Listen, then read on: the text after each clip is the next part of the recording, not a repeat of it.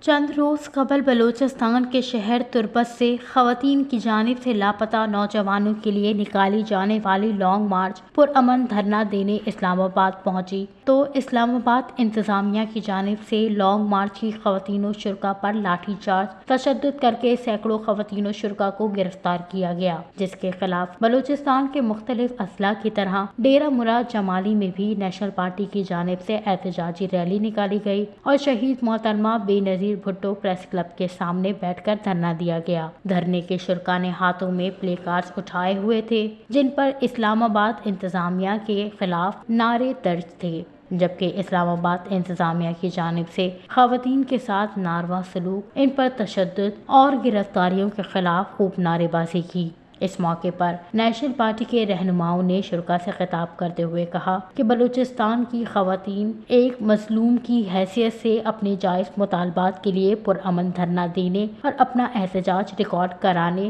National press club Pakistan جا رہے تھے، جن کو اسلام آباد انتظامیہ نے پہلے تو اسلام آباد میں داخل ہونے سے ہی روکا، لیکن جب دھرنے کے شرکاء نے راستے میں ہی دھرنا جاری رکھا تو اسلام آباد انتظامیہ کی جانب سے ناروا سلوک برتنے اور ان پر کیے گئے تشدد اور گرفتاریوں کی سخت لفظ میں مذمت کرتے ہیں۔ اس کے علاوہ نگراں حکومت اور سپریم کورٹ کو چاہیے کہ وہ لانگ مارچ کے شرکاء پر تشدد کرنے والوں اور ان کو ناحق گرفتار کرنے والوں کے خلاف قانونی کارروائی عمل میں لا کر ان کو سخت سزا دے اور لانگ مارچ کے شرکاء کے تمام جائز مطالبات کو حل کیا جائے۔